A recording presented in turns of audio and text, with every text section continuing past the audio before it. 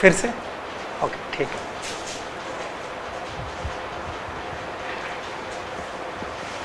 Good morning friends.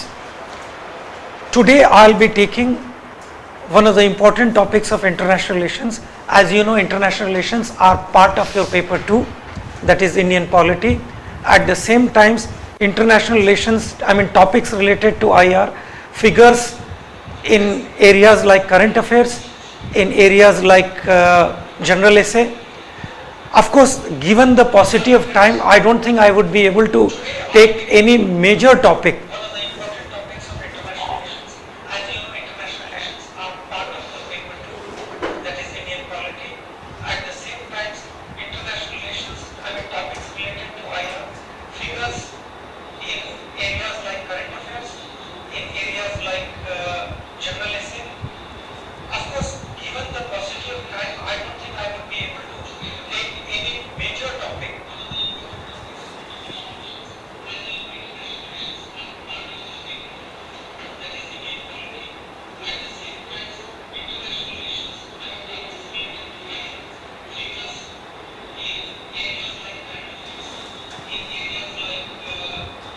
फिर से करनी पड़ेगी मुझे दिखता है, वहां से पूरी आवाज आ रही है.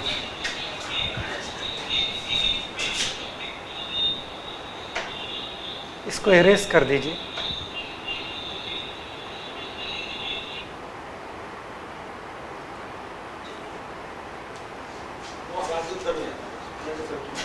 इधर नहीं आएगी ना आवाज, अब तो आप बोलो तो स्टार्ट करें.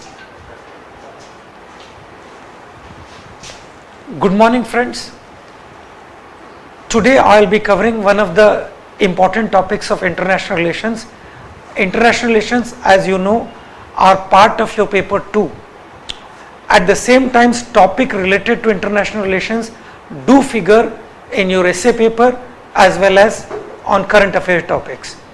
See, given the paucity of time, I don't think I will be able to take up any major international relations topic like say India-China, India-Pakistan, India-US relations, or say UN. For that you need to have lot of background knowledge, that is about Cold War. You should have fairly good knowledge about European history and world history. That is possible only when I start taking your regular classes. Today is just an introductory class. As a result, I am taking a very narrowly focused area of international relations, that is South Asia. As you know, these are the days of regional groupings. If you look at the whole world, just look at United States, that region of in South you have LAFTA, Latin American Free Trade Agreement. North you have NAFTA, North Atlantic Treaty, North Atlantic Free Trade Area.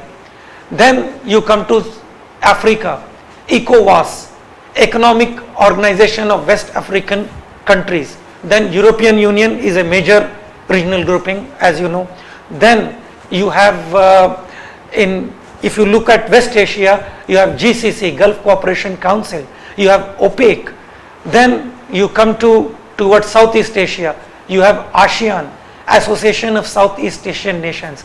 Similarly, for the region that is relevant for us is South Asia, what we normally call, which broadly consists of countries like India, Pakistan, Nepal, Bhutan, Maldives, Sri Lanka, and I think one country I am missing. Total 7 countries. It will be very clear to you as we proceed. I have given a brief, later on you can look into my notes. It's a brief description of what a region is and why regions, and firstly what exactly is a region. Region is a small part, a sub part of the world consisting of group of countries which have certain common geographical, cultural, lingual contiguities. Contiguities means continuities. So South Asia is one such region.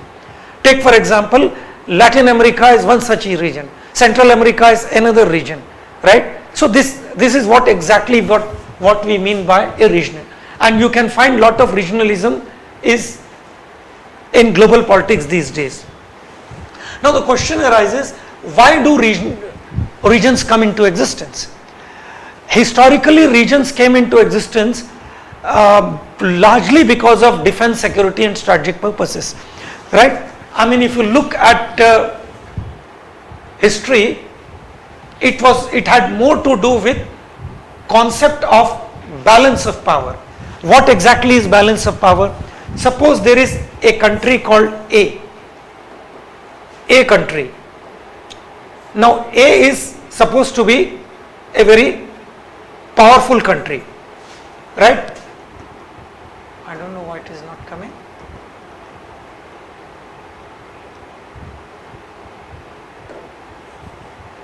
A is assuming a very powerful country, right? So B, C, D used to align against A.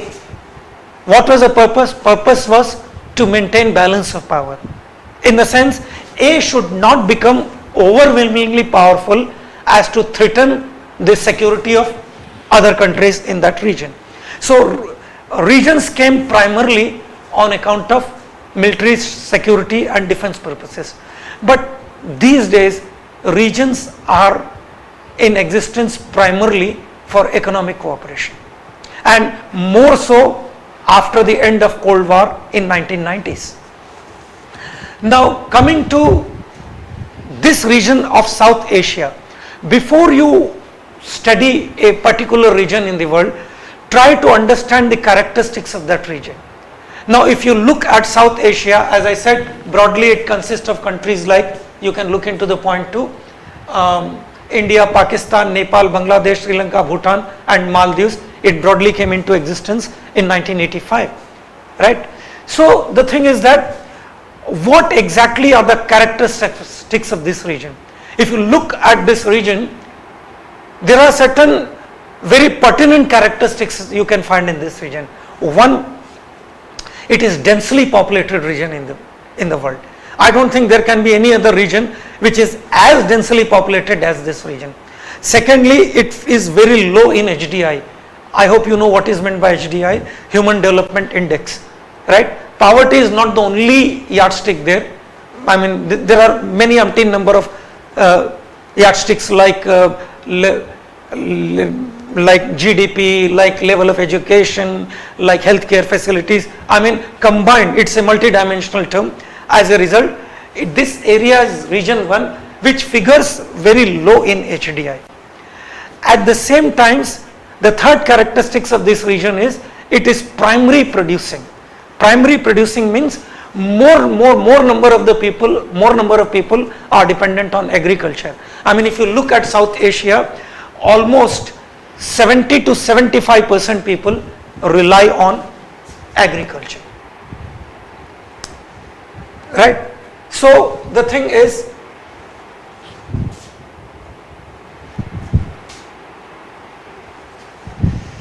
now the most important characteristics of this region is, it is Indo-centric region, because many a times this question was asked both in mains interview and I mean at various level this question is asked.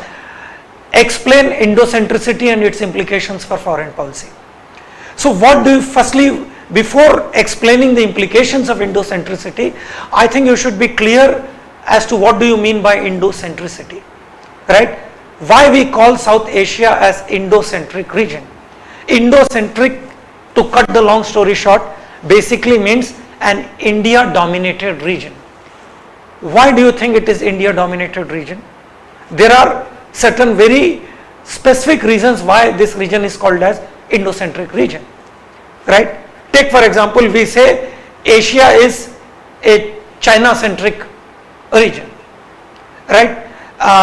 The world before 1945 was a Eurocentric world. Eurocentric world means dominated by 4 or 5 European powers like Britain, France, Portugal and Spain, because these were the 4 countries that literally colonized the whole world.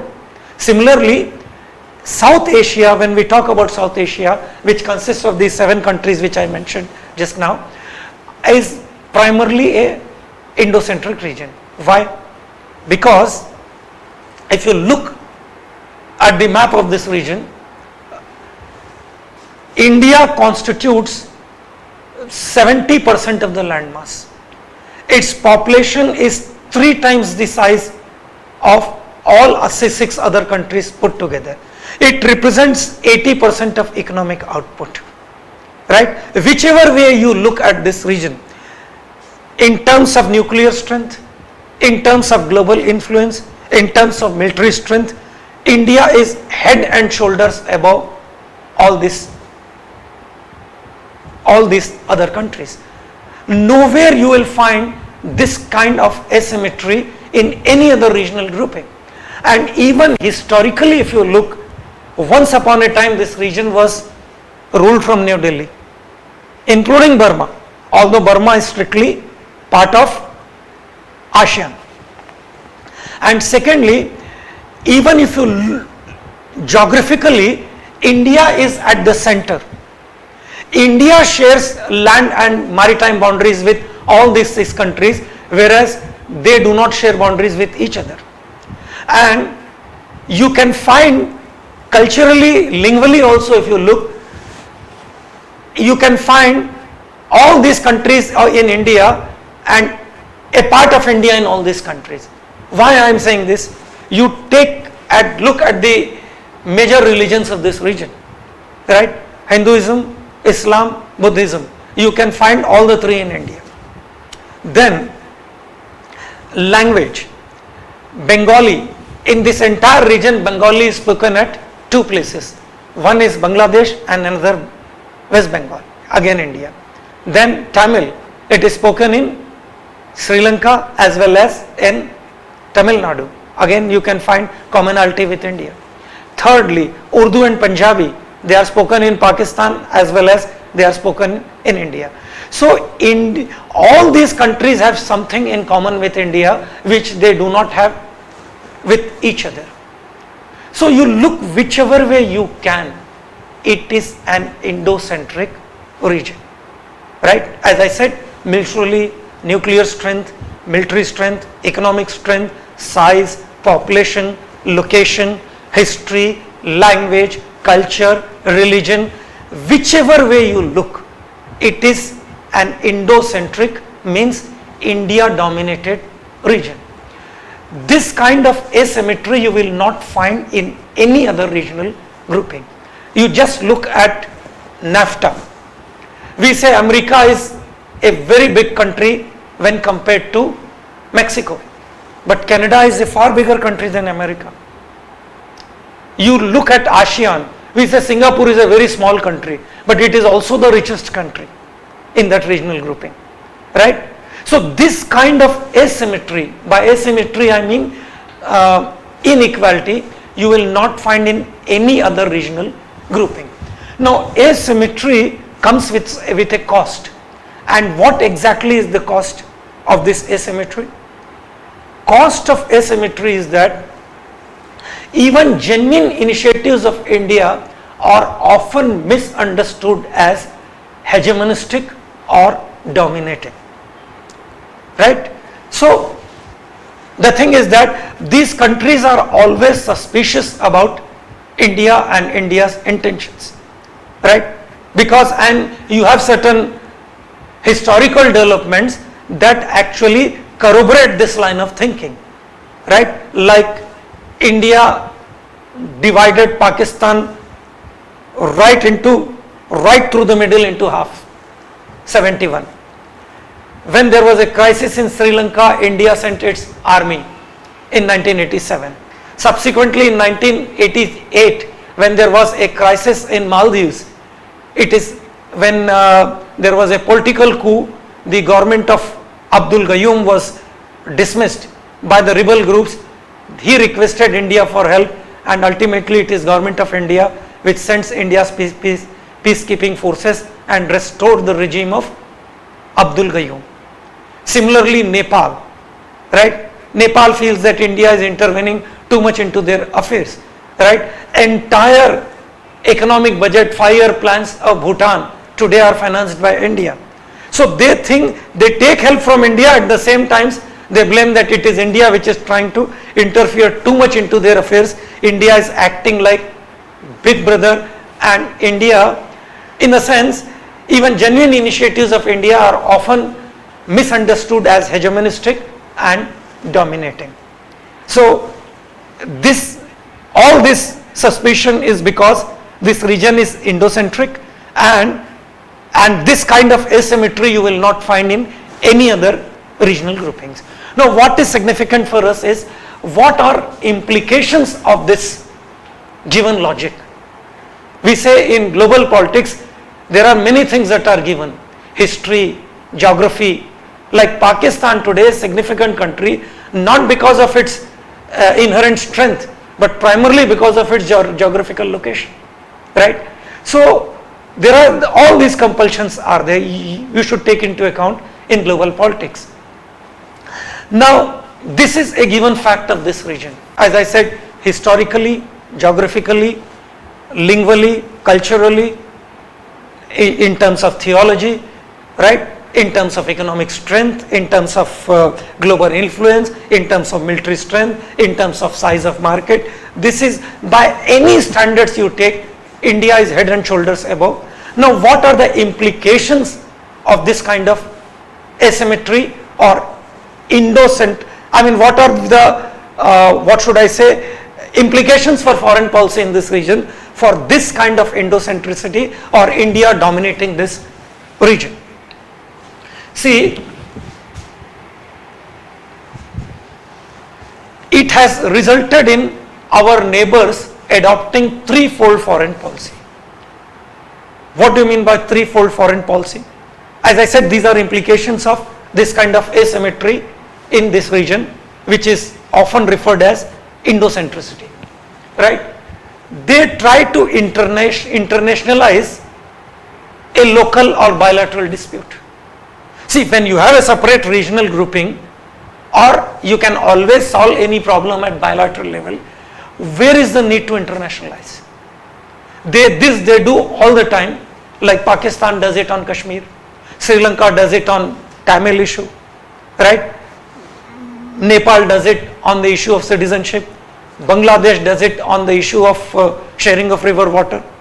The purpose, so they always, right, instead of solving any bilateral dispute bilaterally or within the regional groupings, they try to internationalize it. Second implication in terms of foreign policy in this region is that they try to involve an extra regional power into the local disputes. This is happening right from 45. Everybody thought that it may subside after the end of Cold War, that is 1990, but it didn't. Why? You see, they always try to involve an extra regional power. Initially it was primarily America which they wanted to involve. Subsequently today it is China, sometimes it is Gulf countries, right? In order to counterbalance India.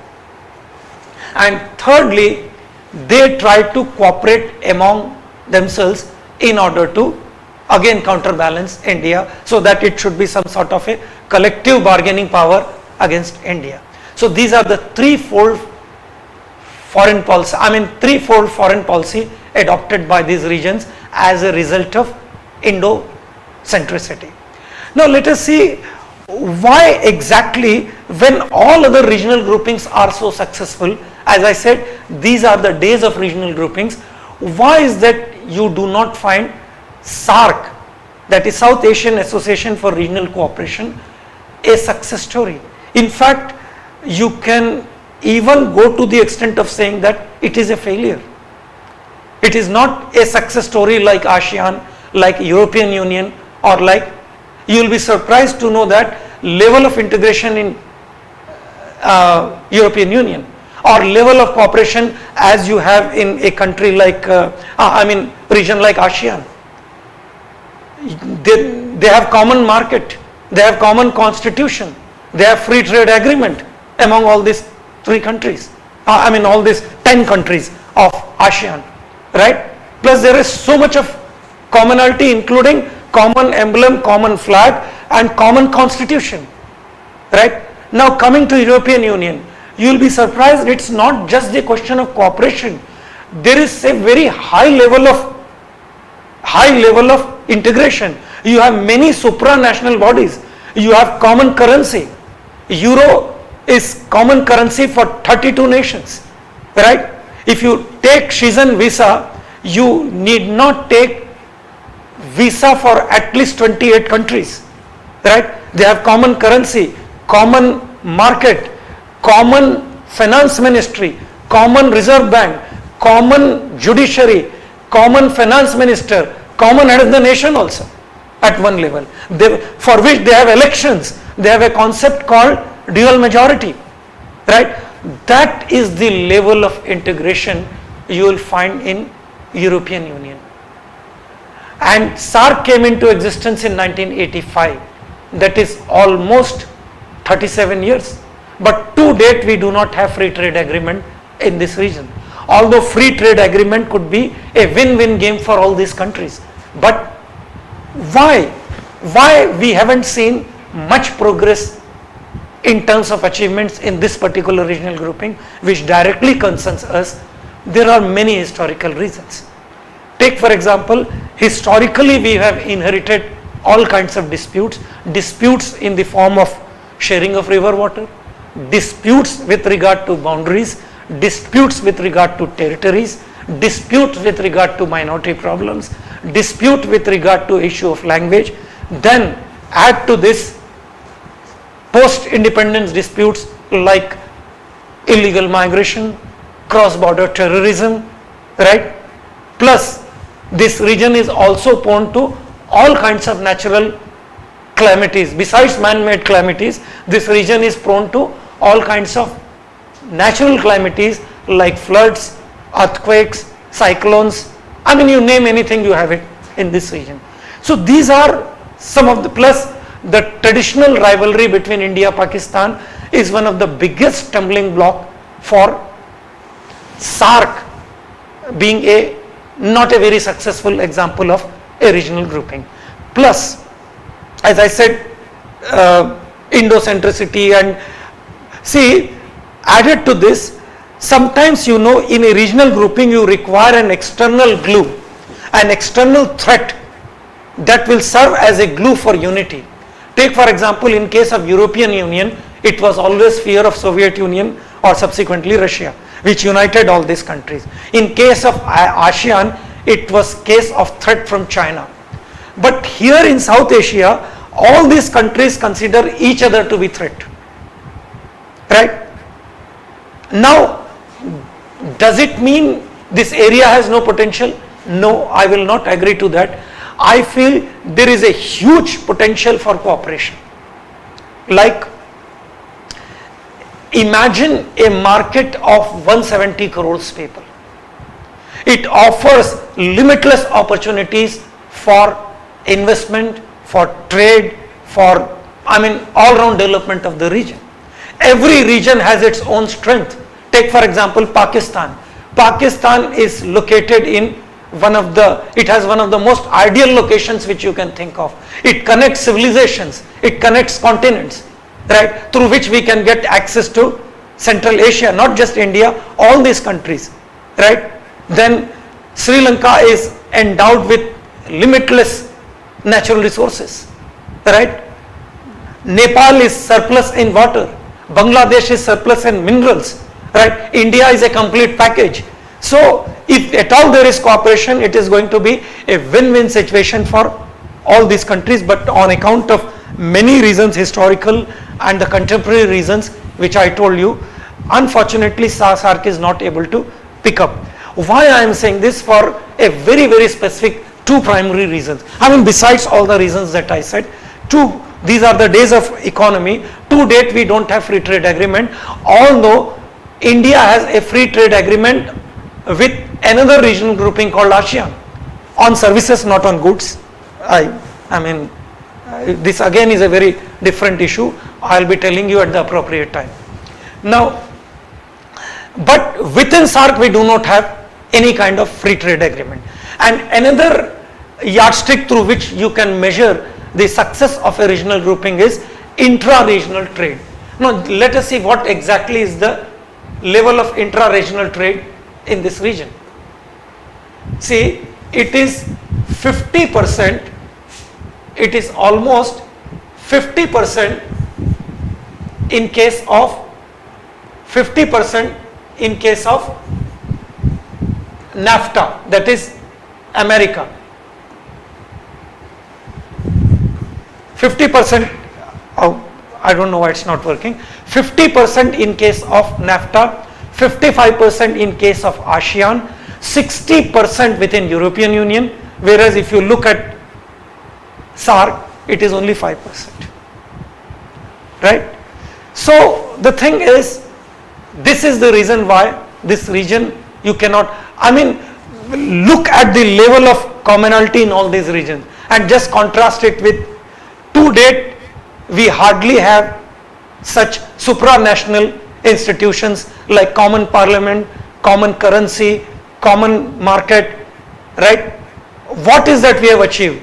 Except one common secretariat in Kathmandu, which most of the time is closed, or a South Asian University in Chanakyapuri area of Delhi. What besides conducting some cultural festivals here and there, what are the concrete achievements to show on the ground, despite at least 20 summits, foreign secretary level talks, cultural exchanges? Despite all this which are going on since 37 years, I do not think we have much to show on this front. But as I said, how is that you are going to answer this question? Indo-centricity and its implications for this region. For this, I will be taking a separate class. Please attend my next class on orientations. There I will be telling you how you should go about writing your answer. Thanks. हो गया sir? Sir हो गई class एक, इसके बाद लेते हैं.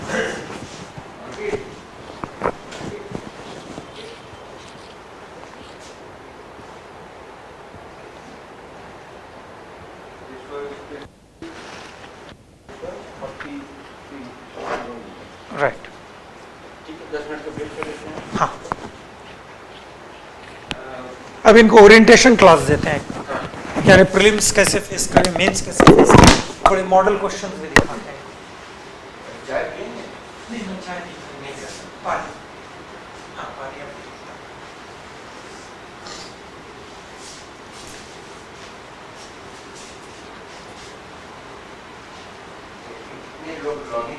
तो सर इसको रोक दीजिए, हो गया.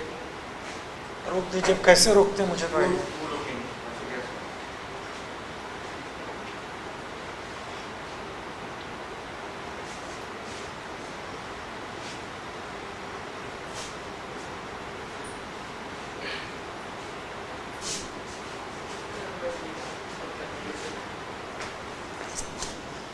वो कट कर देंगे ना बाद में.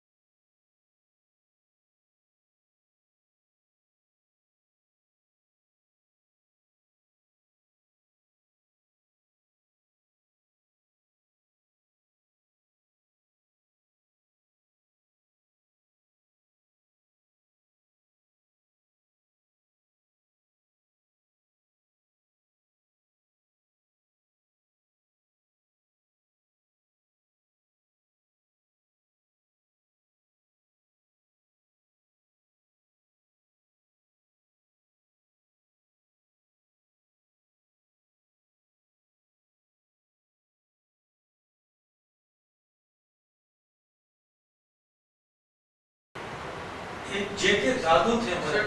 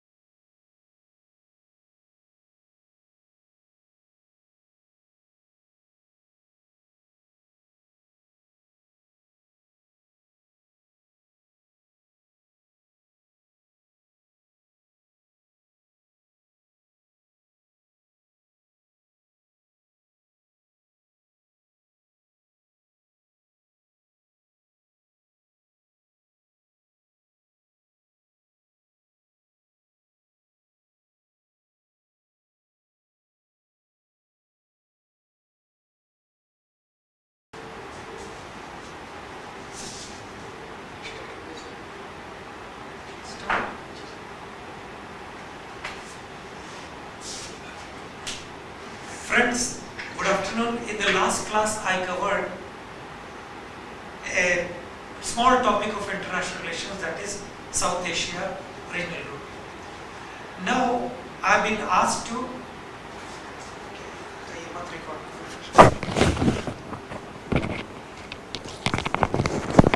देख लो और सारी चीजें चेक कर लो ना एक बार. नहीं कट कर देना ये.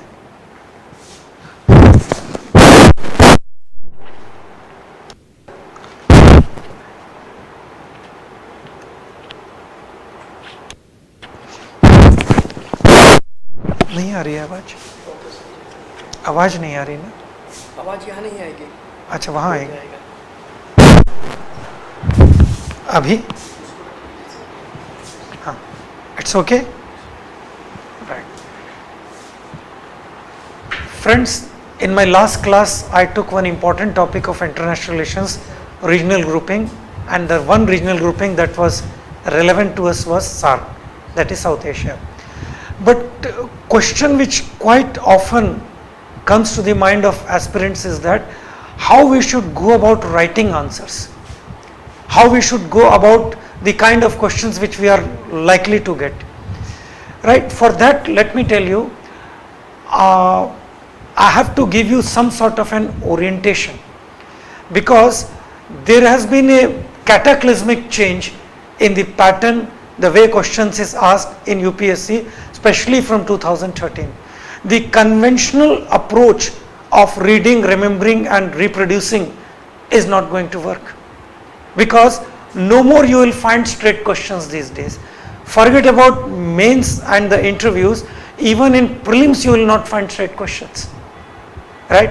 Like earlier, the typical question was, say, capital of India, Delhi, Mumbai, Calcutta, Hyderabad, and you used to tick Delhi and you used to get marks. But these days there is so much of subjective element even in objective type questions. Right? So you require lot of analysis, lot of thinking even in prelims, that is objective type questions. They are not as straight as they used to be. With this I am not saying that you are not going to get straight questions. You may get, but that will not be more than 20%. 80% of the questions will be asked in a very roundabout, convoluted and confusing manner. Both, I mean, as I said, in prelims as well as in the mains. So I'll just try to explain you some model questions. Take for example, a very rudimentary example I can give you is fascism as an ideology lays stress on, it lays stress on ideology, nation, leader, party. Now what is that you are going to take? Because all four are correct. It's not straight option like capital of India, Delhi, Mumbai, Calcutta, Madras, and you tick Delhi. As I said, here all four are correct. What is that you are going to take? You will have to tick the most appropriate one. Right? So here the most appropriate one would be, as I said, all four are correct. Fascism lays stress on leader, it lays stress on ideology, it lays stress on nation, it also lays stress on party. But here the most appropriate one would be nation. Any other answer if you take, though technically you are right, but you will be losing marks. So the thing is that let us look into some of the important, the pattern of UPSC these days. Right? One such list will be like, one such model is the way questions these days are asked, especially after 2013 in UPSC. See, match the list 1 with list 2 and select the correct answer using the codes given below. List 1 contains the terms mentioned in the preamble. This question is with regard to preamble. List 2 contains implications of those terms. Take for example, the list 1 consists of the concept or the word, and the list 2 consists of list 2 consists of its implications. So just have a look, and these are the codes that are given. So how is it you are going to answer them? Republic, what would be the correct answer here? Republic means state does not recognize any religion as, Republic means head of the state is not a hereditary monarch. So A is matched with 4. Secular, state does not recognize any religion as state religion. So B is 3. Democratic, right? Democratic means government gets its authority from the will of the people. That is C is 2. Sovereign means state is free to conduct its own internal and external affairs. So what could be the most appropriate answer here if it is visible to you? I think 3, third is the correct answer. It would be the correct matching, because A is 4, B is, C is 2, right? And here also you can increase your speed by the process of filtering out what does not fit. Take for example, just take one word, first word, republic. Republic means head of the state is not hereditary. So A is 4. In how many options A is 4 figuring? Second and third. So 1 and 4 immediately you can remove. Right? This is the way of increasing your speed in answering objective type questions. Next, which one of the following pairs is not correctly matched? How is that you are going to answer this? Though it sounds a very straight question, but it is not. Right? Which one of the following pairs is not correctly matched? A. Article 15, special provision for socially and educationally backward class. B. Article 22, safeguards under preventive detention. C. Article 14, equality before law and equal protection of law. D. Article 16, discrimination in favor of women in service under the state. So look at the core word, and core word is not properly matched. Question is not what is properly matched. Question is what is not properly matched. So let us see this. Article 15, special provision for socially, yes, fine, it is perfectly matched. Article 22, safeguards under preventive detention, again it is matched. Article 14, equality before law and equal protection of laws, again this is matched. Article 16, discrimination in favor of women in service, this is not matched, because it is part of Article 15(3) of the Constitution. So obviously D is not properly matched. Now this is a very straight question, right? And as I said, after 2013, this kind of questions, their numbers are coming down. You will hardly get 20% of the questions which will be straight. Rest 80% of the questions, even in prelims, that is objective type questions, will be asked in a very roundabout, convoluted, confusing manner. So you can find so much of subjective element even in objective type questions, right? It's like, it's a very straight question. Authority to specify which caste shall deem to be scheduled caste rests with President, Governor, Prime Minister, National Commission for Scheduled Caste. Obviously President, Article 340. Now consider the following statements about the Attorney General of India. Right? He is appointed by the President of India. He has right to take part in the proceedings of the Parliament and can vote. He has right to take part in the proceedings of the Parliament but cannot vote. He has right to audience in all courts in India. Which of the statements given are correct? I will show you the two back statements. You can just see the here. Which of the following statements are given are correct. Your options A 1 and 2, B 1, 2 and 3, C 1, 3 and 4, D 1, 2 and 4. Right? So let us see. We will go from reverse. He has right for audience in all courts in India. Correct? So 4 also has to be there. He has right to take part in the proceedings of Parliament but cannot vote. Correct? Please understand, position of Attorney General of India is just like position of a Member of Parliament. He has all the rights, privileges of a Member of Parliament. He can participate, he can defend the government, he can speak. Right? So obviously 3 and 4 should figure in your answer. So what cannot figure? What is wrong about him? He is appointed by President, even that is correct.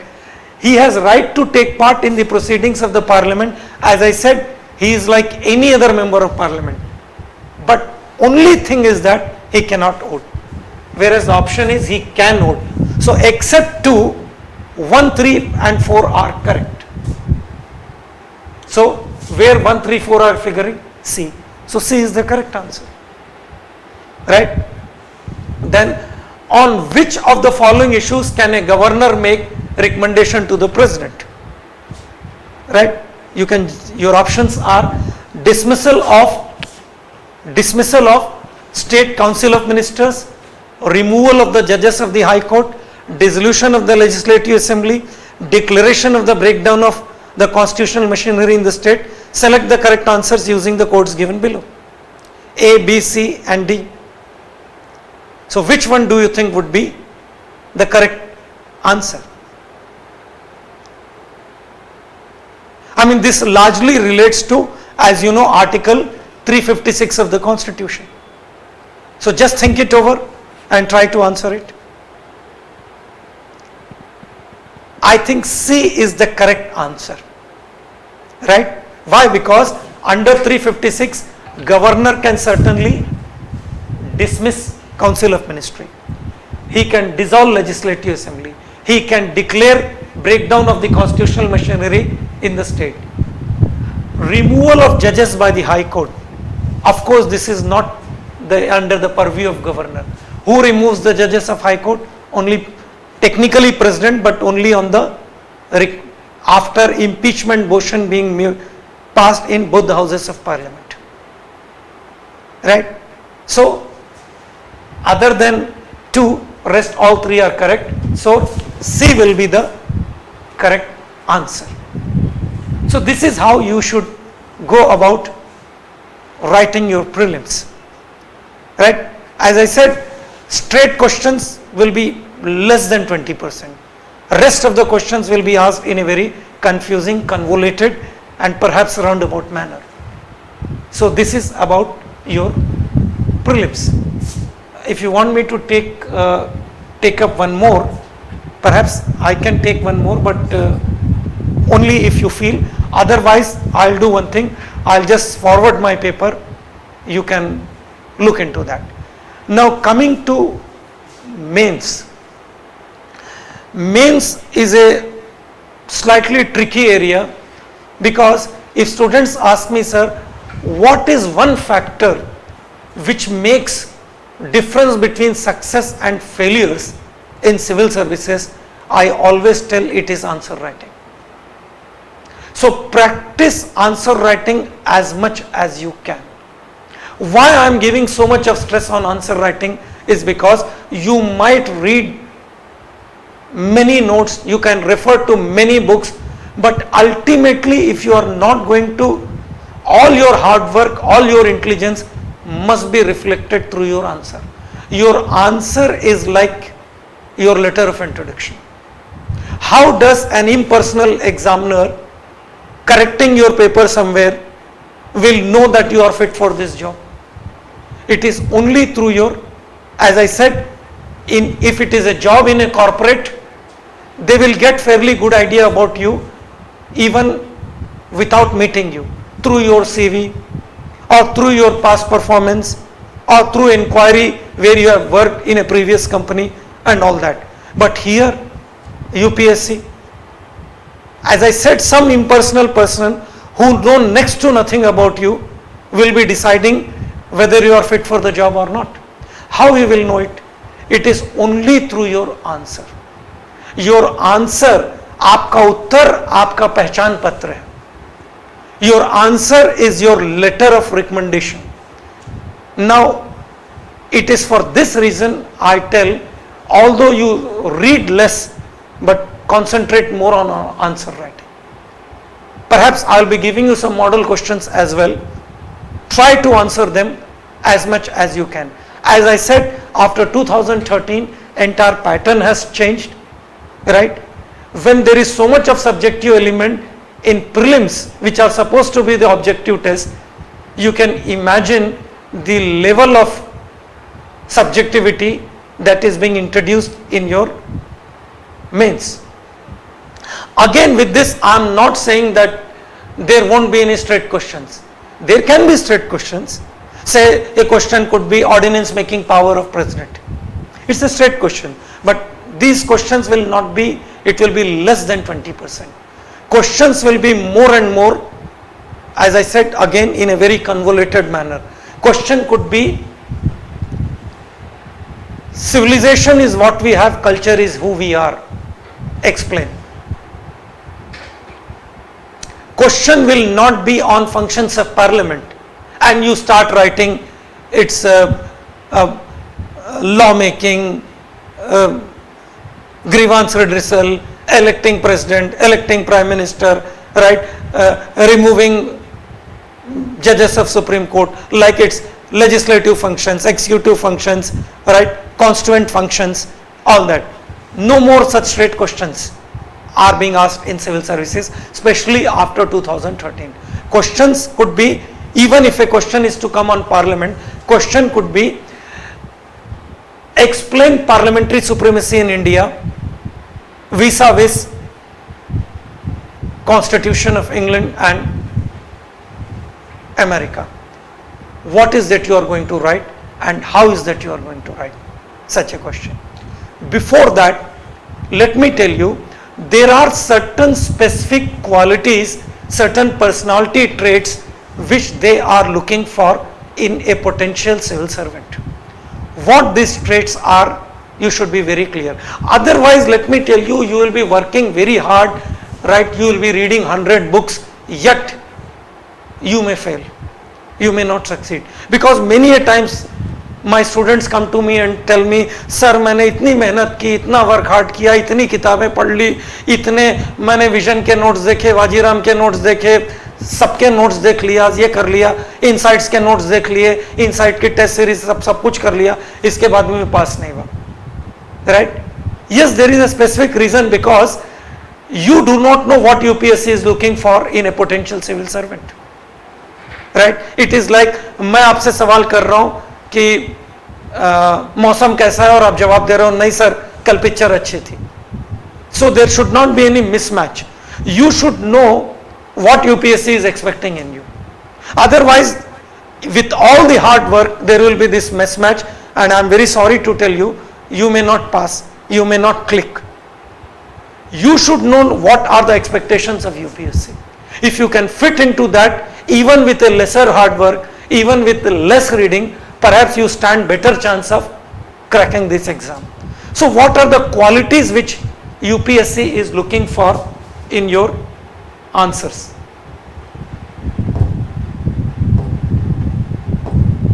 What are the qualities? The first quality which they are looking for in your answer is comprehension.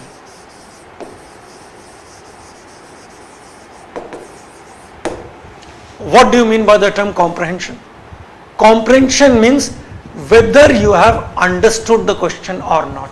Take for example the question which I gave. Civilization is what we have and culture is who we are. Explain. Now, I am giving you a very simple question. Now, if you are not what this question is expecting, I mean what kind of answer is expected? See, the question very clearly makes it clear that you have to explain the difference between civilization and culture, a term which is quite often used interchangeably, both the terms, right? Here you have to highlight on the differences. The moment you read the question, you must understand it. Otherwise, if you do not, immediate conclusion which your potential examiner will draw will be, this fellow is not fit to be a civil servant. Why? Because they will think that, well, this fellow is not able to understand a very ordinary question. How he is going to understand the live situations in troublesome situations, say like floods, like a communal riot, like any question. There could be any live situations. And like a professor, a civil servant doesn't have the luxury of time. Take for example, if you ask me any question and if I do not know the answer, I can always say, well, I'll answer you day after tomorrow. Give me some time. I'll verify. I'll look into the book. Can a collector or SP say that? No. They have to swing into action immediately. Right? So they have to draw an adequate conclusion based on inadequate data. So first quality which they are going to look for in your answers is comprehension, whether you have understood a question or not. And immediately, I hope you know the pattern. Your mains will consist of 250 marks. I am just taking one paper. Since I deal with paper 2, this will consist of 250 marks. Right? 250 marks. I hope you know the breakup. For all those who do not know the breakup, let me tell you, it will consist of first 10 questions of 15 marks each. You have to answer it in 250 words. So it comes to 10 questions. 10 questions means of 15 marks each, 250 words, it comes to 150 marks. Second, 10 questions, 10 marks and 150 words. So it comes to 100. Together 250. So literally you have to answer 20 questions together, right, in 3 hours. That roughly comes to hardly 12 minutes for each answer. And in this 12 minutes, you have to reflect 7 or 8 qualities in your answers. Firstly, as I said, comprehension. Immediately they will, if you यहाँ वहाँ की बात आप करेंगे, if you try to indulge in what I say academic adventurism, immediately they will conclude this person is not fit for this job, although you may be writing a very correct answer. Technically you may not be wrong in your answer, right? But yet the immediate conclusion would be, well, this person is unable to comprehend a very simple question. Tomorrow how he is going to comprehend a live situation which requires immediate action? Take for example, you may get a call from superintendent of police or from lower level official, sir, a girls hostel is being attacked, and next moment you can get a phone that in a particular basti communal rights have broken. Now in both the instances you do not have adequate data, you do not have adequate facts at your disposal, right? But are you going to say, I will take action only when I get all the facts and all the data? No. As I said, you have to draw an adequate conclusion based on inadequate data, and you have to act swiftly. As I said, if you ask me question now, if I do not know the answer, I can always say I will answer it later. But a collector or an SP does not have. So comprehension is very important. Second quality which they are going to look for in your answer is articulation. Now what do you mean by the term articulation? Articulation basically means your articulation does not mean your ability to speak. You can speak endlessly. That's not articulation. Articulation is your ability to put forward your viewpoint in a very, very convincing, cogent and sometimes interesting manner. That is what articulation is, right? And let me tell you, even psychology says that articulation is reflection of your intelligence. As I said, articulation does not mean merely your ability to speak. Articulation basically means your ability to put forward your viewpoint in a very, very convincing, cogent and sometimes interesting manner by using minimum words. Right? Shall I give you example for articulation? I'll give you two examples of articulation. Right? I don't know how many of you have heard about Margaret Thatcher. It seems Margaret Thatcher was once speaking in England Parliament. She was a very articulate female. She was called as Iron Lady of England, but a very, very great orator. And when she was speaking in British Parliament on the issue of Falkland. Where are Falkland? Falklands are in near Argentina, island on which both Argentina and England have fought war. And she was speaking on a matter of such an important, sensitive and important matter of internal security. And one of the members from opposition was constantly trying to disturb her by saying, I have a point of order. You know, point of order are generally raised when a person who is speaking is giving a false information, or when there is a issue of privilege for which speaker should permit, and speaker was not permitting. Under this one, only option left will be the person who is speaking should sit a yield, what they call as yielding. So Prime Minister Thatcher yielded. And you know what was the question? Question was, he wanted to ridicule Prime Minister by saying, well, how many fingers are there in pig's leg? Right? And you know what Margaret Thatcher answered? She said, open your shoes and count them. So this is classic example of articulation. By using minimum words, you answer in a very, very effective and interesting manner. Even if it is not interesting, at least you should be in a position to tell what you want to tell in a very convincing manner. Tomorrow there are floods in your district. Prime Minister wants to talk to you directly. And obviously Prime Minister is not going to talk to you for 10 minutes, 20 minutes. He may not talk to you for more than 3 minutes. In those 3 minutes, you have to explain Prime Minister or Chief Minister or any senior level minister, as the case may be, in a very, very effective and very convincing manner. So articulation is the second quality that should be reflected through your answer. Third quality which should be reflected in your answer is analysis.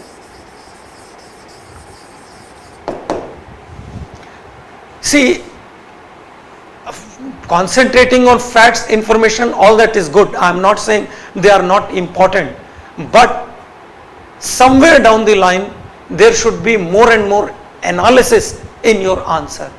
These days your answer should be more and more analytical rather than descriptive.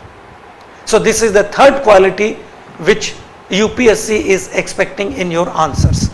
The fourth quality which they will look for in your answer is organization.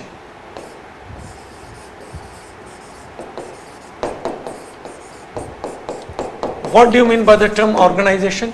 You must organize your answer properly, right? It should be properly organized. There should not be loose ends, breaking of sentences, jumping of paragraphs. All these things should not be there in your answer. If not, although what you may be writing could be correct, but the thing is that if it is not properly organized, it gives a very, very bad impression about you, about your personality, about all these things. So your answer must be organized. How you should go about doing it, I'll tell you, right? So your answers must be organized very well. Then the next quality which they are looking for in your answer is critical evaluation.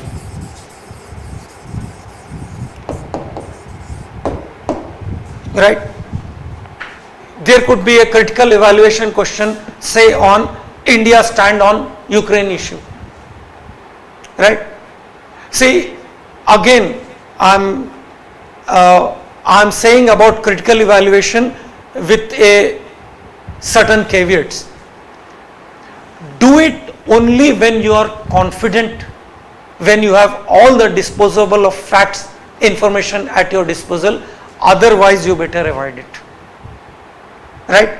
Sometimes question itself could mention critically evaluate, say, Gandhi's concept of non-violence. Then there is no escape. You have to do that. If you don't do it, you will lose marks. Otherwise, on any non-committal question, you indulge in critical evaluation only if you are confident. Only if you, and this confidence should not be empty confidence. It should be based on very hard logic. It should be based on reliable, irrefutable information. In absence of this, if you do critical evaluation, it will be counterproductive. So indulge in critical evaluation only when you are confident about something. Otherwise, you better avoid it. As I said, if question itself begins with critical evaluation, you cannot avoid it. Or there is one option, since there is so much of choice, you can avoid that question altogether. But on your own, indulge in critical evaluation only if you are confident, and this confidence should not stem from empty confidence, right? It should be based on sound logic. It should be based on irrefutable evidence and information. Otherwise, my suggestion is avoid it completely, right? But if you critically evaluate based on very sound logic, right, on certain core points, right, on certain irrefutable evidence, then it certainly creates a very positive impression, although you might be. Don't go by this notion that you should not be critical in UPSC. You can be. Rather, it creates a very sound impression about you, provided, as I said, you should be fundamentally very strong on what you are saying. Otherwise, avoid it. Assuming you do it, if you are confident, if you are sound in your explanation, then it creates an impression that, well, this man has ability to take risks. He is not the person who is simply stick to rules. Sometimes he will not violate rules, but within the rules he can go beyond the brief, take risks, right? This sometimes create a very good impression also, right? So I am not saying that you need not be critical. You can be, but only when you are highly confident, it is backed by facts, fact backed by irrefutable evidence. Otherwise, you avoid it. But suppose if question itself says critically evaluate, then you don't have any escape. Either you avoid that question altogether if you are unable to do it, or if not, as I said, be very thorough with facts and all that.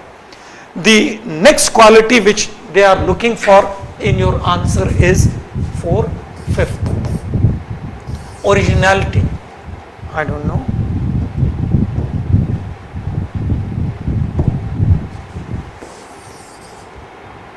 Right? Fifth quality which they are looking for in your answer is originality. See, I do agree that there cannot be 100% originality in an answer, but the thing is that you are referring to Vajiram notes, this notes, vision notes, all insight notes and all that, right?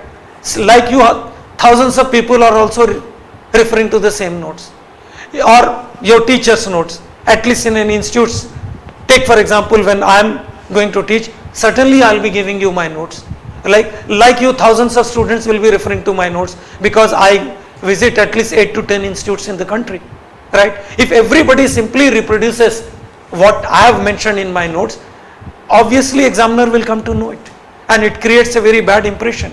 So I am not saying don't rely on my notes, do rely on it, but there should be certain amount of originality in the way you are writing, right? Don't simply copy and paste. So this is also one of the qualities which they are looking for. And next is quality which they are looking for is focus. You should stay focused in your answer. I'll tell you how you can go about doing it. There should be focus in your answer, right? If you deviate too much, if you write, concentrate only on core points, right? Forget about peripheral points. Peripheral points, even if you do not mention it, absolutely no problem, right? Concentrate. You must, after reading, after comprehending the question, you must know what is the focus of this question and answer it accordingly. Don't deviate from the focus. Try to be as to the point as possible, right? Don't deviate. And finally, you have to give a conclusion. Now about conclusion also there are so many questions. Sir, conclusion has to be very catchy, it has to be very interesting. Well, if it is all the more good. Assuming it is not, there is no problem. Simply you can sum up what you have said in the conclusion, all the points. So all these qualities must be reflected in your answer. Now question is how they should be reflected. For that we will take up one or two questions and I'll try to tell you how you should go about writing them. Are you clear? Or if you not simply, if the board is not clear, simply rewind the video and see it.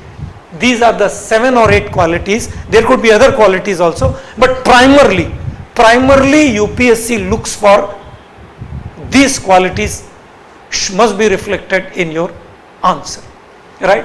Now let us do the practical demonstration of that.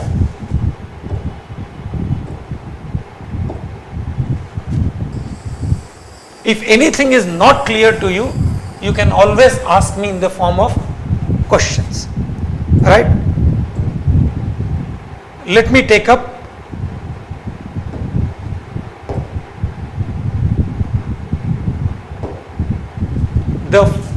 this question, first question number 1, Indo-centricity and its implications, right? You have my answer.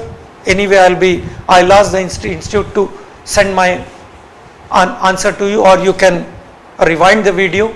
Either way, how is it you are going to write this answer? If the question is asked, explain Indo-centricity and its implications. Now the general mistake which most of the students do here is, obviously they will be intelligent enough to understand that this means it is about South Asia. Instead of writing what is a region in detail in paragraphs and all that, SARC came into existence in 1985, right? There were head of the nations like Ziaul Rahman, Rajiv Gandhi and other things. Rajiv Gandhi said this, Rajiv Gandhi said that, right? Shrimau Bhandar Naike said this. Instead of saying all this nonsense, come straight to the point, right? The moment if you try to be descriptive like this, 100% sure that you are not going to click in this exam, because as I said, those 7 qualities must be reflected in your answer. How it will be reflected, right? I can understand, since you are reading so much, there is a tendency to share your knowledge. That you do among yourselves, right? Not in UPSC exam. UPSC exam, try to be as focused as possible. So if the question is asked, explain Indo-centricity and its implications, how is it you are going to write this answer? First thing, comprehension. Immediately comprehend what is examiner is expecting. Take for example, with this I am not saying straight away come to the point. You can give some introduction, like what is a region. Region is basically, these are the days of regional grouping. What is regionalism? What is a region? A region is basically a group of a country with certain amount of cultural, geographical and other kinds of contiguities. Stop there. That's all. Only one and a half, maximum 2 lines. This is how you should go about writing an answer. Maximum 2 lines, not more than 2 lines. There. Then come to a regional grouping. What is a regional grouping? 2-3 lines, right? Stop there. Not more than that. Then what is relevant here? SAARC, South Asia. South Asia, about South Asia, simply write certain characteristics, right? Again, let me tell you, this is not the focus of your answer, but here you can write in 4-5 lines that South Asia characteristics of this region. Here you can afford to write not more than 4 or 5 lines. What are the characteristics of this region? Because nobody is asking you the characteristics of this region, although it is important in the context, but that's not the focus of your answer. But still you can use sufficient space, not more than 4 lines. That is, it is area which is densely populated, primary producing, low in HDI, right? And you can mention all the 7 countries. Most important point, Indo-centric. This is an Indo-centric region. Now all this you are going to, write in not more than 10 lines. Region, regionalism in global politics, SAARC, its characteristics. Now finally you come to the focus of the answer. This question has 2 focus. One is Indo-centricity and second is implication. Now Indo-centricity, the moment you are come to Indo-centricity, of course you have all the, out of 250 words, if it is asked in that, you can afford to write 50-60 line, 50-60 words. You can use it for, even 70-80 words you can use for Indo-centricity. How this region is Indo-centric? As I said, geographically if you look at, India is at the center, right? India shares land maritime boundaries with all these regions, none of them share with each other, right? Military strength, economic strength, right? Global influence, nuclear strength, India is head and shoulders above all these countries. India represents 80% of economic output, 70% of the land mass. Its population is 3 times the population of all these 3 regions put together. All those factors which I told you about, how this region is Indo-centric, I told you, right? Now this has led to asymmetry. Asymmetry has its own implications. What are the implications for foreign policy? Question is Indo-centricity and its implications. Right? So what are these countries adopting even genuine initiatives of India are being often misunderstood as hegemonistic. So it has led to 3-fold foreign policy. Implication means what it has led to. What are the implications? Internationalizing a regional or a bilateral dispute. Second, involving extra-regional power like China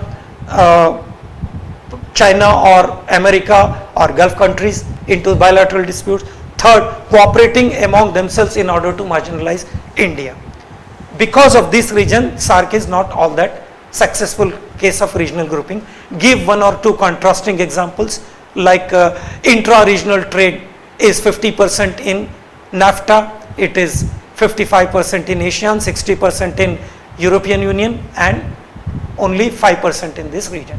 And just sum up by saying that an area which is located in such an economically vibrant zone, which has a population of 170 crores people, offers huge opportunity in terms of trade, investments and all that, and just give a good conclusion.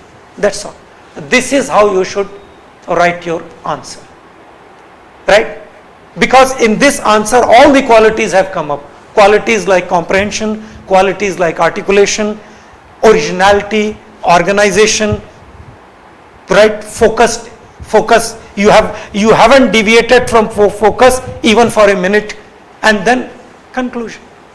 This is what a good answer looks like in UPSC. And as I said, a good answer is 80% of selection. Right? I'll take up one more question. Now, one more question could be, as I asked, this one, comparing and contrasting parliamentary supremacy in India vis-a-vis US and America. Right? Because nobody is going to ask you questions like functions of parliament, which any book will, Lakshmikant book will give you, anybody will read and reproduce. Right? These qualities which I have mentioned will not be reflected in such questions. Now, question, try to read the question for first minute. Immediately understand that this question is expecting you to compare the idea of parliamentary supremacy. Right? Centrality of this question is parliamentary supremacy. That is the watchword. Now, this has to be done by comparing constitutions of England, India and America. Basically, we have to deal with Constitution of India, how parliamentary supremacy, where parliamentary supremacy stands in Indian Constitution vis-a-vis the other two constitutions. Right? Don't waste by saying that Parliament consists of Rajya Sabha, Lok Sabha consists of so many members, they are elected. All this is simply, see, before writing, before use, that's why I tell students, in life, a child learns, right? You learn to speak at the age of 2. But what to learn, when to learn, how to speak you learn at the age of 2. But what to speak, when to speak, with whom to speak, how much to speak, you spend your entire lifetime. In life, a matured person is one who knows what not to speak before telling you what to speak. So here you should know what you should not write. Unnecessarily you write too many things which makes absolutely no sense, and person who is correcting your paper in UPSC will immediately know that this man is not fit for the job, although your answer technically could be correct. Right? So you should know what you should not write here. In this question, you should not write Indian Parliament consists of so many members, they are directly elected, it consists of 2 houses. All these things are not required. Even if you mention, it will create a very bad impression. So what is that you are going to write? Well, India is a case of, in India, although all 3 organs work under constitution in their respective zones, but still Parliament is considered to be supreme because it represents voice of the people. Now comparing it with British Constitution. Indian Constitution is not as supreme as British Constitution for the simple reason, in England there is nothing like judicial review. In England, the constituent powers of Parliament are not same as legislative powers of Parliament. In the sense, in England anything and everything can be changed by simple majority of 51:49, which makes their Parliament supreme. They can change, they can do anything with simple majority. Whereas in India, supremacy of the Parliament is limited by many factors. They are limited by a written constitution. They are limited by fundamental rights. They are limited by independent judiciary. They are limited by judicial review. They are limited by quasi-federal character of the constitution, and they are limited by special procedure for constitutional amendment. Take for example, in India, some provisions can be passed by 51:49. Some provision require 2/3 majority of the members present for voting and overall majority of the house. Some provisions require 2/3 majority plus ratification by 50% of the state legislature. So parliamentary supremacy is compromised in this manner. Then parliamentary supremacy is compromised by judicial review. Any law made by Parliament which is in conflict with any of the fundamental rights will be declared null and void to the extent of contravention. So Parliamentary supremacy in India is limited by many factors. As I said, written nature of the constitution, by fundamental rights, by judicial review, and most important, from 1973, parliamentary supremacy is considerably restricted by the basic structure theory of the constitution. I hope I'll be covering this in greater detail when I cover constitutional amendment. Basic structure theory also limits parliamentary supremacy, right? Although nowhere basic structure theory has been articulated, but it makes it very clear that there are certain implied and inherent restriction in Parliament's power to amend the constitution, right? So all these factors limit parliamentary supremacy in India. It is not as supreme as the British Parliament. Now, compared to US Parliament, certainly Indian Parliament is supreme, because here, despite all these limitations, ultimately it is Parliament which brings the fall of the government. It has, if it can take care of basic structure theory, it has literally unlimited amending power under Article 368. It can even amend fundamental rights under Article 368, except 14, 19 and 21, the Trinity what we call. It can literally amend. Right to property was one of the fundamental rights. Today it has been removed from Chapter 3 of the Constitution. With this, I am not saying it is not a legal right. Under Article 300, it is a legal right, but no more a fundamental right. So, Parliament literally has unlimited power in every regard, except, as I said, those limitations, right? It is Parliament which can bring the fall of Prime Minister. It is Parliament which removes President, Vice President, Supreme Court and High Court judges, Chief Justices, right? Election Commission, CAG, all these people, high officials are removed by Parliament. That's not the case in America, right? America, they have judicial supremacy, right? American president, once elected, normally his term is fixed. Whereas in India, executive are in office as long as they enjoy the confidence of Parliament, primarily the Lok Sabha, right? In America, there is nothing like no confidence motion, right? So all these are the factors which show that Parliament is not, though Indian Parliament not as supreme as British Parliament, but certainly it is very, very powerful with regard to, in comparison to American Parliament. So this is how you should go about writing your answers. And answer writing, if you can improve, I tell you, that is 80% of your selection, right? So answer writing is so important. Keep practicing. There are many questions that I can give you. One question you can take down about tribals. This question I am asking about Schedule 5 and 6 of the Constitution.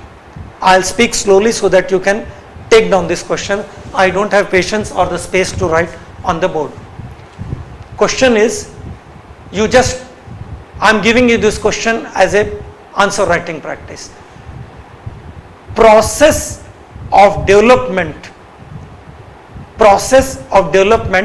has contributed to underdevelopment of tribals, because there is neat overlap between tribals, forests, minerals and Naxalites. Question mark. Explain this. Explain the above mentioned statement, keeping in view the competing claims of development, conservation and rehabilitation. This question I am giving you as an exercise, right? And now finally coming to interview. Interview, you may ask, sir, what kind of questions are asked, from where they are asked. See, questions can be asked from anywhere. It is purely the discretion of the members who sit there. But normally, they also will not be unreasonable to ask you questions, any kind of questions, right? They also are reasonable. Sometimes they even give you choice. They will ask, take for example, if you are international relations is your optional. They themselves will say, well, you are comfortable in which area? Say international relations, governance, or say comparative politics, political thought, or Indian politics, right? But normally you can expect 5 kinds of questions. 5 questions will questions from these 5 areas are generally asked, right? What are these 5 areas? Firstly, about the place to which you belong, right? Suppose you are from, say, Karimnagar district of Telangana, right? They will be asking you questions about Karimnagar, and you should know about that region, right? Anything. That region could be famous for a particular art, particular handicraft, particular tourist place, particular personalities, individuals. Take for example, district of Palaghat, what we call as Palakkad today. It has produced people like Sridharan, Metro Man of India. It has produced people like T.N. Seshan. It has produced justice like Justice Krishna Iyer, like that, right? You should know something about the origin to which you belong, right? Otherwise it creates, take for example Karimnagar. You know, Karimnagar is known for its bricks with which you construct houses. It works as insulation. Like during summer, they will lower the temperature, right? And in winters they will be hot. In summers they will be cool. Karimnagar is known for its bricks. Karimnagar is known for giving a prime minister like P.V. Narasimha Rao to the country, right? So be thorough about the region. Suppose if you are from some illegal colonies of Jhuggi and Jhopadi of Delhi, never feel shy. Openly say that yes, I belong to that colony. Then you should know what will be the sewage system there, what will be the waste disposal system there, what will be the water facility there. You should know about that. So first question which you should be thorough with in interview should be your the region to which you belong. It could be district, it could be village, it could be city, it could be anything, right? Second question will always be, there will be one question always on your optional which you take. And suppose if you have switched, your base discipline is engineering and you have opted for sociology or history, then they may ask you why is that you have done that, right? Generally there will be question, but be thorough with your optional. There you can always expect one question on optional. Then there could be one question on current affairs, any current affairs. It could be hijab controversy, it could be Ukrainian issue, it could be Maharashtra issue, it could be anything, whatever is the current trend at that time. And there could be one question perhaps on your background, your family background, on your anything. It could be on your background, basically background on your area of interest. Plus you can expect the usual questions that you, but these 5 questions invariably UPSC members ask. One, on your place of your origin or place where you are staying. Second, on your optional. Third, on your interest. Fourth, perhaps on your family background. And one question invariably that will be asked will be on current affairs. Here again, let me add, don't bluff, don't fake anything. If you are not confident about anything, simply say I don't know. Don't think that it is going to create any bad impression, right? Otherwise, if you do not know and if you answer, I tell you all your other good efforts will come to naught if you try to fake there, because if you utter something, immediately they will come to know it. So if you are not confident about anything, if you are not sure about anything, simply say, sir, that I am not sure. Or you can, of course there are ways of saying it, you can say in a very decent manner that, well sir, I have not given a thought to that. I'll certainly look into that. Well, I have not studied that. I have somehow during course of preparation I overlooked it. Right? Simply say in a very decent tone. So these are the 5 kinds of questions which you can get it. Of course, on current affairs, on other questions, you can afford to say I don't know. But you cannot afford to say I don't know to a question which is asked about your area. Right? Suppose if you are from, say, Gaya district of Bihar, and the question is asked to you, why Gaya is famous? If you cannot answer that it is Bodhi tree of Buddha is there, then again it is going to say, create a very bad impression about you. Right? As I said, on current affairs, on any questions of core issues, you can afford to say I don't know. Right? So suppose if the question is asked on Ukraine, you can say I don't know. But about your family background, about your place of origin, please don't say I don't know. You will, because UPSC expects that you should know something about that region. So this is about orientation, about prelims, about mains, about interview. I tell you, if you go in such a systematic manner, I tell you, unless and until you yourself go and mar your chances by giving some irrelevant answer, there is nothing which can prevent you from clicking in this exam. In case of a doubt, you are free to ask any doubts to me. In subsequent classes, I will be clearing them to you. Right? With this, I conclude. Thanks.